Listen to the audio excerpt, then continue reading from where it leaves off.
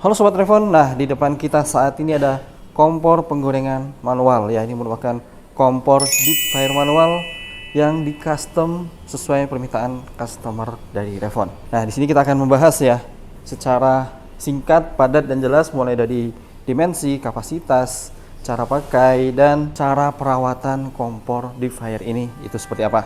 Oke, langsung saja. Nah pertama kita di sini akan bahas untuk dimensi dari kompor deep fryer manual ini.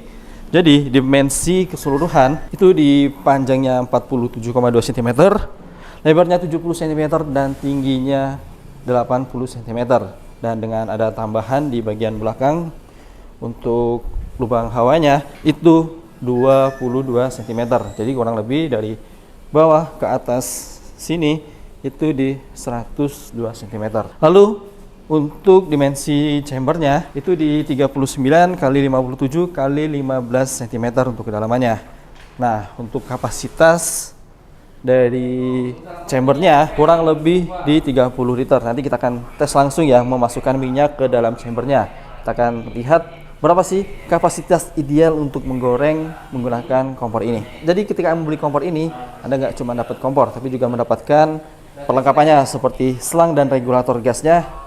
Di sini juga ada keran pembuangannya dan ada basket penggorengan juga. Nah, di sini jadi Anda mendapatkan dua basket penggorengan seperti ini ya. Ini kita pasangkan di sini. Oke, seperti ini. Jadi Anda mendapatkan dua basket penggorengan. Untuk basketnya juga bisa kita cantelkan di atas seperti ini. Jadi bisa Anda gunakan seperti ini. Selain dua basket penggorengan ini, Anda juga akan mendapatkan angsang atau ya angsang untuk tatakan di bawah chambernya. Jadi itu untuk kelengkapan yang akan Anda dapatkan ketika membeli satu kompor deep fryer manual ini. Nah, untuk kompor deep fryer ini dia menggunakan kompor dengan burner high pressure. Kita akan lihat ya burnernya itu seperti apa. Terlebih dahulu kita akan bongkar untuk chambernya. Jadi untuk chambernya ini bisa kita angkat untuk melihat burnernya. Nah jadi chambernya juga kenapa bisa diangkat? Karena memudahkan kita untuk membersihkan di bagian chambernya ketika sudah dipakai untuk menggoreng.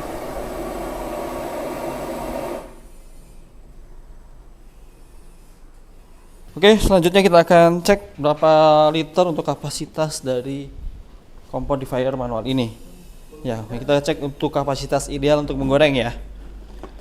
Oke, di sini kita sudah tersedia satu jerigen minyak. Kurang lebih ini untuk satu jerigennya terisi 20 liter minyak.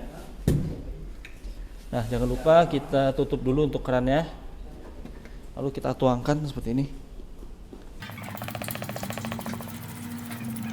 Oke, ini untuk sudah di atas lantai penggorengannya, ini kurang lebih di 10 liter ya. Atas lantainya yang ini ya, batas minimum untuk menggoreng ini kurang lebih 10 liter karena jerigennya udah berkurang setengah.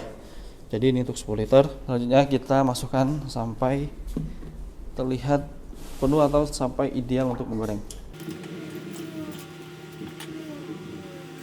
Oke, ini untuk 20 liter hasilnya seperti ini. Kita lihat, ini untuk 20 liter minyak penggorengan. Ini masih ada space ya, batas maksimumnya di sini.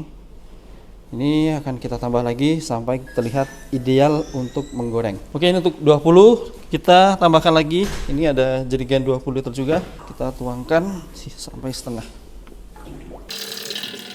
Oke, ini sudah setengah.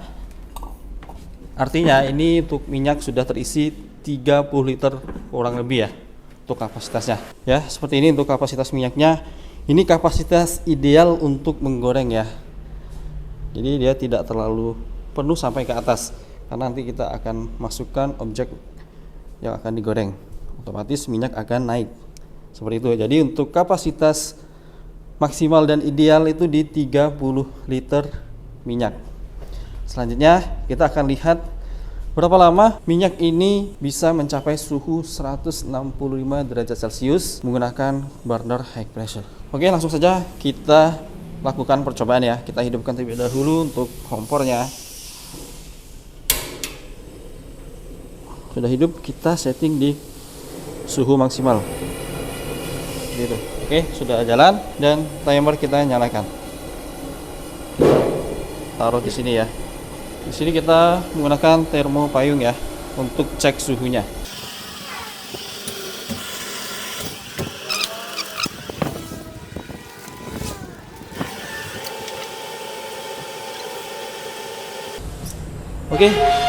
Oke.